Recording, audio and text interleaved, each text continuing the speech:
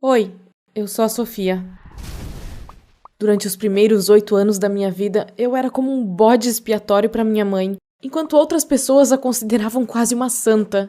E quando realmente me desesperei, minha avó veio me resgatar. Quando eu tinha 4 anos, meu pai deixou a mamãe. Depois disso, nunca mais apareceu, mas me lembro como se fosse hoje, do dia em que ele foi embora. Eu estava brincando no jardim da frente de casa e meu pai estava com tanta pressa que passou por cima de um dos meus brinquedos e quebrou. Ele fingiu que não notou nada, enquanto minha mãe saiu correndo atrás dele chorando, implorando para que mudasse de ideia e ficasse. Desde então, o que eu chamo de a fase ruim da mamãe começou. Ela sempre foi um pouco passional demais. Por exemplo, quando não conseguia encontrar uma vaga perfeita para estacionar perto do supermercado, ficava brava, saía com o carro e não comprava nada. Geralmente, se acalmava com muita facilidade e rapidez, e meu pai realmente a ajudava com isso. Mas depois que ele nos deixou, ela se tornou ainda mais explosiva com coisinhas minúsculas, e eu acabava sempre sendo o saco de pancadas no qual ela descarregava o mau humor dela. Uma vez, ela entrou no meu quarto para dizer que estava na hora de tomar banho, e eu estava brincando com meus brinquedos em uma tenda que havia feito de cadeiras, travesseiros e cobertores.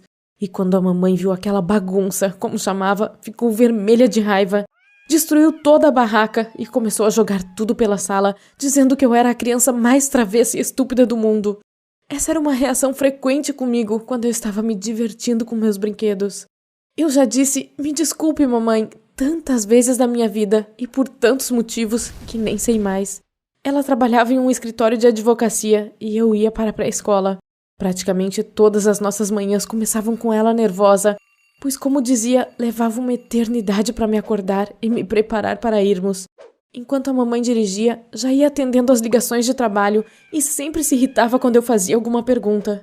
Mas quando ela me deixava na escola, agia como se fosse a melhor mãe do mundo, com tantos beijos e abraços, e eu sentia que a amava mais do que qualquer coisa do mundo, a ponto de me esquecer imediatamente de que ela tinha gritado comigo, 10 minutos antes. Às vezes, ouvia minhas professoras conversando entre si sobre a minha mãe e diziam que ela era uma mulher muito forte, tendo sido deixada e se tornado mãe solteira. Normalmente, eu ficava super orgulhosa quando ouvia isso e meio que acreditava com todo o meu coração que a mamãe era realmente ótima. Mas então, outro dia ruim acontecia e lá estava eu novamente pedindo desculpas por deixá-la louca.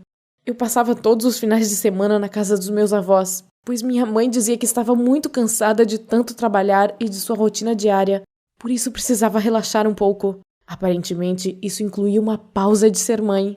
Eu gostava de ficar lá. A vovó muitas vezes me deixava ajudar na cozinha e isso era ótimo.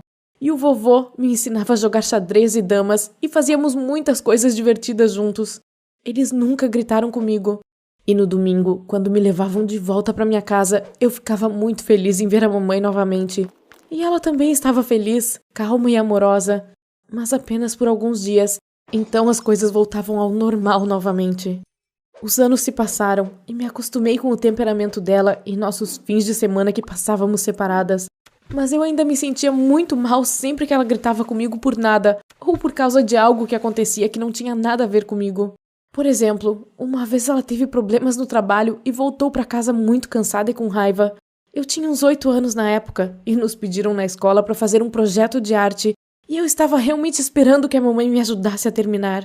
Bem, ela não só ficou irritada por eu ter escolhido o pior momento possível para pedir isso, como também estragou tudo que eu já tinha feito com sua explosão de raiva.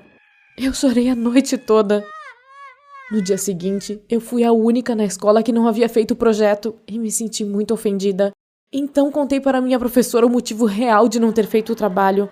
A propósito, aquela foi a primeira vez em que decidi falar a verdade sobre a minha mãe. Mas adivinhe, a professora não acreditou em mim. Pior ainda, ligou para minha mãe e lhe pediu que viesse à escola para discutir sobre minhas mentiras. E quando ela chegou, inventou uma história de que tinha sido o cachorro dos vizinhos que estragou minha peça de papel machê e prometeu que teria uma conversa séria comigo sobre colocar a culpa nos outros dos meus próprios problemas. Como sempre, no caminho para casa ela começou a dizer que lamentava muito por ter sido grosseira no outro dia e por criar problemas para mim.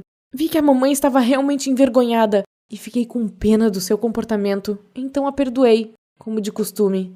Quero dizer, claro, fiquei super chateada, mas ela me prometeu que se controlaria no futuro, e acreditei nela, novamente. Mas no fundo, aquela injustiça estava me matando. Me cansei do fato de sempre perdoar e esquecer, e senti que precisava de um lugar para reunir meus pensamentos e queixas. Então peguei um caderno vazio e comecei a escrever um diário. Anotei tudo o que consegui lembrar de uma só vez, e quando olhei para o relógio, percebi que já estava escrevendo havia cerca de 2 horas. Me senti um pouco melhor, então continuei escrevendo diariamente sobre tudo o que acontecia ao meu redor, não só sobre a mamãe, e guardava meu caderno secreto embaixo do colchão para que ela não o encontrasse. O que eu posso dizer? Depois disso, as coisas melhoraram um pouco. A mamãe, pelo menos, tentou ser mais paciente. Na verdade, até começou a me dar um pouco mais de atenção, me ajudando com a lição de casa algumas vezes sem se irritar, que era o que sempre acontecia antes. Pensei que talvez ela finalmente tivesse entendido o quanto me assustou com o seu comportamento, ou que talvez tivesse ficado com medo de que alguém descobrisse como seu temperamento realmente era explosivo e decidiu mudar. Isso me inspirou e me deu esperança para uma vida melhor. Mas então descobri o verdadeiro motivo da instabilidade emocional da minha mãe. Uma vez, num domingo à noite, quando eu tinha acabado de voltar dos meus avós, minha mãe estava de muito bom humor. Estava cozinhando e suas mãos estavam meio sujas quando o celular tocou. Ela me pediu para pegar o telefone e eu, sem querer, olhei para a tela. Era alguém chamado Eric ligando para ela. E a mamãe estava toda sorridente enquanto conversava com ele. Aparentemente, fiquei com um olhar surpreso no rosto, porque assim que ela desligou o telefone, e aliás estava meio animada, me disse que esperava que eu não me importasse se ela começasse a namorar novamente. Conheci o Eric cerca de 1 semana após aquela ligação. Sinceramente, não gostei dele.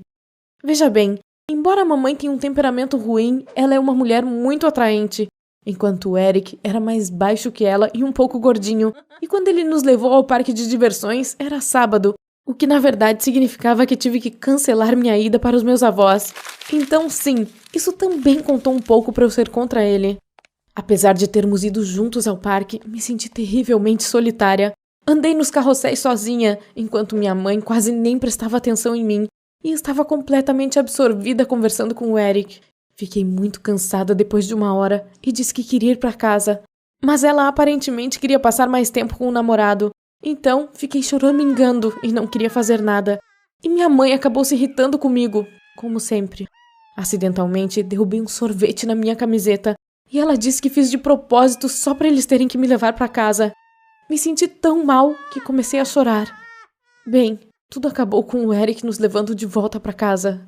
Algumas horas depois, descobri que eles terminaram. Quer saber como eu soube?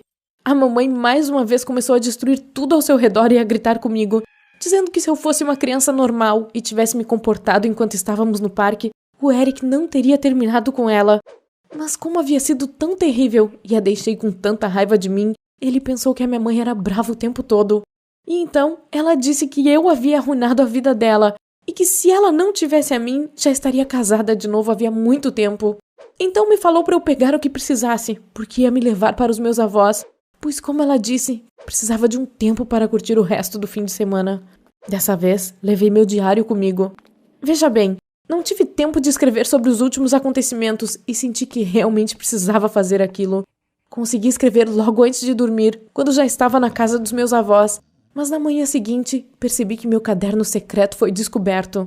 A vovó o encontrou, leu e aparentemente contou à minha mãe. Minha avó ficou chocada.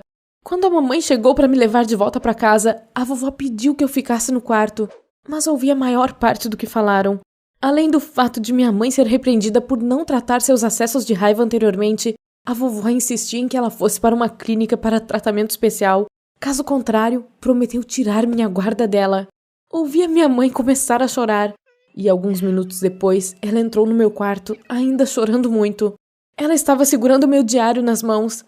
Aparentemente, leu pelo menos algumas partes e finalmente entendeu como estava me tratando.